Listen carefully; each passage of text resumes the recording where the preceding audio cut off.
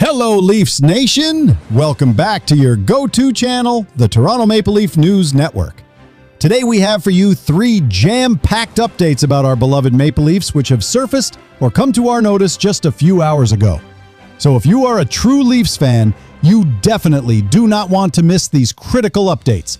And yes, before we start the video, we request you that if you are new to the channel, then please do not forget to like this video and subscribe to the Toronto Maple Leaf News Network so that you can stay in the loop with all the latest and most engaging Leafs information.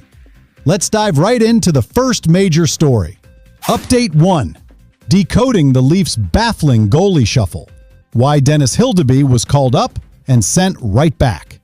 Leafs Nation, the buzz after the 4-3 win against the Buffalo Sabres was not just about John Tavares netting his 499th career goal, or Tage Thompson scoring 2 for the losing side. 2 main stories immediately emerged, one of which was the bizarre, last-minute goaltending maneuver that left many of us scratching our heads. Just before the Saturday night game, the second half of a back-to-back, the team made a goaltending move that looked, well, strange.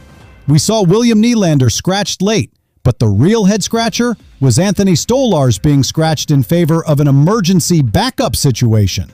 Our American Hockey League star Dennis Hildeby was suddenly called up from the Toronto Marlies to serve as the backup to Caden Primo for the Saturday tilt. But here is where it gets interesting, and what explains the confusing situation. Hildeby was returned to the Toronto Marlies on Sunday morning. So what on earth was the purpose of calling him up for less than 24 hours? This move was a clear case of giving Anthony Stolarz a much-needed rest day. National Hockey League insider Elliotte Friedman immediately revealed the reasoning, stating on his social media that it was a rest day for Stolarz. Hildeby backs up Primo. This was echoed by David Alter of the Hockey News, who confirmed that Hildeby was called up to back up Primo and give Stolarz a rest. You see, Stolarz has been carrying a heavy load recently due to Joseph Woll's absence. Prior to Saturday's game, Stolarz had played 4 games in just 9 days.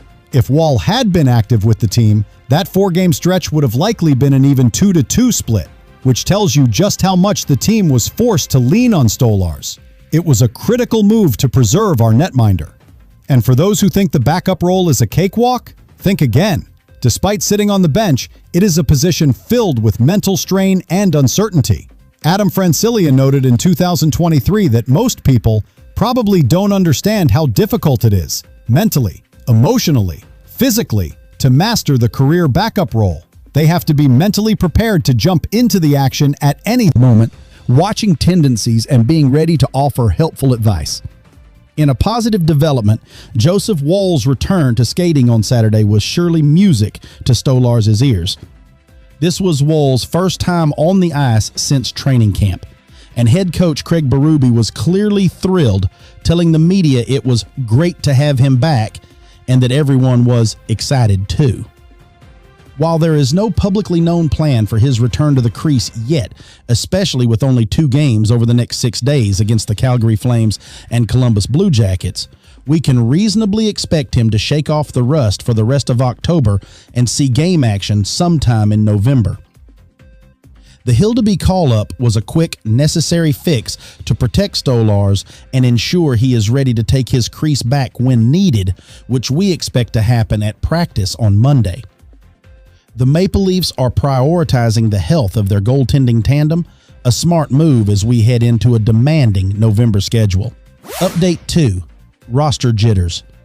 3 Maple Leafs players who may not survive the roster by November. Leafs Nation, it's time for a tough conversation.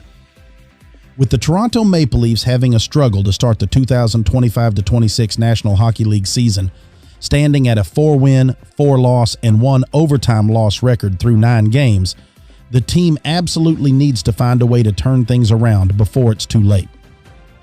Whether it is tinkering with the everyday lineup, promoting, demoting, or making external moves, something has to change. This means some players' hold on a roster spot is in serious jeopardy in the coming weeks. We're looking at 3 candidates who may not survive the roster by November. Candidate number 1, goaltender Caden Primo. This is the most straightforward yet highly anticipated move. Caden Primo was claimed off waivers from the Carolina Hurricanes prior to the start of the 2025-26 regular season. He was brought in to serve as a de facto backup to Anthony Stolarz after Joseph Woll took a leave of absence for a personal matter. However, the fact that the 26-year-old goalie has only appeared in one of the Leafs' 8 games to date, a 7-4 win against the Nashville Predators on October 14th, clearly showed that he was never a long-term 1B option to Stolarz. Primo was always a stopgap solution until Woll's eventual return. And now that return is upon us. Woll has finally rejoined the team and resumed activities, hitting the ice for the first time since training camp. Head coach Craig Berube confirmed the excitement around having him back in the fold. Once Woll is deemed game ready, which many expect to happen sometime in November after he shakes off the rust this month, he will certainly take back the crease and push Primo out of a National Hockey League roster spot. If Primo manages to clear waivers, he will then head back down to the Marlies to act as goaltending depth for the Maple Leafs going forward. This means his time in the big league is likely set to expire within the next couple of weeks. Candidate number 2, forward Easton Cowan. It has been a feel-good story to see our top prospect Easton Cowan finally make his National Hockey League debut. After a promising training camp and putting together back-to-back monster seasons in juniors, the 20-year-old officially got the call just before the season opener. Unfortunately, the learning curve is steep. Up until now, Cowan has found himself a healthy scratch a few times and has recorded just 2 assists over 5 games played. He even got a shot on the top line with Austin Matthews and Matthew Nyes, but failed to stick with the unit for long. The writing is on the wall here, Leafs Nation, and it is all about Scott Laughton. Laughton has been out since suffering a lower body injury on October 2nd, and while he won't be rushed back, he is aiming to return around the game against the Philadelphia Flyers on Saturday. Once Laughton returns from the injured reserve and Coach Berube can cement his 4th line, Cowan will likely be sent back down to the Marlies for more seasoning. This move is essential as the organization wants his play to be more polished and complete before his next call-up. His brief time in Toronto was great experience, but the prospect needs consistent top-line minutes in the American Hockey League to truly develop. Candidate number 3, forward Nick Robertson. Finally, we have the player most immersed in recent trade rumors, young forward Nick Robertson. Despite being hyped as a draft steal due to his elite shot and a massive 55-goal campaign in his final junior year, Robertson has been somewhat of a disappointment since making it to the National Hockey League. While he has put up 14 and 15 goals in back-to-back seasons, much more was expected. His start to the 2025-26 season has been dismal, registering just 1 assist in 7 games. The 24-year-old winger was even healthy scratched on Friday against the Sabres. Since Robertson is known primarily for his offensive abilities rather than his defense, when he isn't scoring, he often doesn't appear to be contributing much as a result. Coach Berube has already shown a lack of patience with his top lines, having used 5 different right wingers with Austin Matthews already. Robertson did get a look with Matthews on Saturday, replacing the scratched William Nylander. But whether he sticks is a question mark given Berube's tendencies. With the Leafs struggling, a change of scenery could do wonders to kickstart his career, despite one insider urging for him to stay. Therefore, if the Leafs try to work out a potential trade, Robertson's tenure could come to an end pretty soon. The team is looking for something, anything to improve their lineup, and Robertson may be the asset they use to get it. Update 3, Milestone Watch. Tavares chasing 500 plus major injury updates on Nylander and Laughton. Leafs Nation, there are huge points of interest this week as the Toronto Maple Leafs head into the final days of October. First, let's talk about our captain, John Tavares. The 500-goal countdown. The impending milestone for John Tavares is a huge focus as the Leafs prepare for a road stretch. After scoring the overtime winner against the Sabres on Saturday, a goal that marked his 499th career goal, Tavares is now one goal away from entering a very exclusive club. That 500th National Hockey League goal not only will make him the 49th player in National Hockey League history to reach that plateau, but it will also tie him with former Leafs winger and Hall of Famer Lanny McDonald on the National Hockey League all-time list. For context, Tavares has already surpassed McDonald in goals scored as a Maple Leaf, having netted 227 goals in 524 games with the team. Tavares would absolutely love to score his 500th National Hockey League goal at Scotiabank Arena. That means the game against the Calgary Flames on Tuesday is the target. The Flames, by the way, are currently sitting last in the National Hockey League and were the only club averaging less than 2 goals a game prior to Sunday.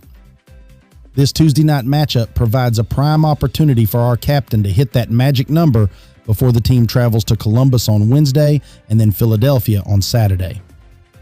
In 33 career games against the Flames, Tavares has 12 goals. Let's all hold our breath and cheer him on for this monumental achievement. Critical injury updates. Now for the injury inquiries on 2 key forwards, William Nylander and Scott Laughton. We are all going to get a much clearer idea of their status at practice on Monday, after the Leafs had Sunday off. First, William Nylander. This is a shocker. Nothing had kept him out of the Leafs lineup in the regular season for 3.5 years until Saturday. Nylander was a late scratch, taking part in warm-up but being pulled before the game. He is dealing with a lower body injury suffered in Buffalo on Friday. When he does return, many argue he should be kept with Captain Austin Matthews on the top line. Speaking of the top line, Coach Craig Berube has shown little patience, having used 5 right wingers already. That is, frankly, a little ridiculous. Berube needs to be firmer in his decisions to allow the lines to build chemistry and succeed. Second, Scott Laughton. The latter has been out since suffering a lower body injury on October 2nd against Detroit during the Leafs' penultimate preseason game. He will not be rushed back into the lineup, but Laughton is certainly aiming to be back in time to play against the Philadelphia Flyers on Saturday. That game would be his first back in Philly since the Leafs acquired him from the Flyers last month. An emotional return we are all hoping for.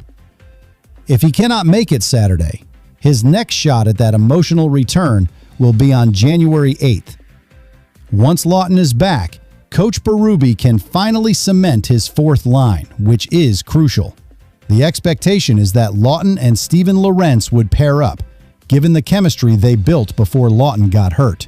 This also directly impacts Easton Cowan, who is likely to be sent back to the Marlies once Laughton is activated from the injured reserve. Finally, a quick note on the defense. Chris Tanev, upper body, cannot be activated from the injured reserve before the game against the Flames. And seeing him against Columbus or Philly might also be a stretch. The team has a lot to work through, but the win against the Sabres, fueled by contributions from new forwards Matias Michelli and Dakota Joshua, who scored in consecutive games, showed more spirit than previous outings. Now it is about keeping that momentum and excitement rolling as we cheer Tavares to 500. And that wraps up our 3 major breaking updates for today, Leafs Nation. The Leafs are heading into a crucial week with major milestones and necessary roster decisions on the horizon. Be sure to drop a comment below and let us know. Do you think John Tavares scores his 500th goal on Tuesday against the Calgary Flames? And who of the 3 players we discussed do you think will be gone by November? Thank you so much for tuning in to the Toronto Maple Leaf News Network. If you loved this video, please give us a huge thumbs up. Share this with your fellow Leafs fans, and if you have not subscribed yet, hit that subscribe button and the notification bell so you never miss a minute of the action. Until next time, this is the Toronto Maple Leaf News Network signing off. Go Leafs go!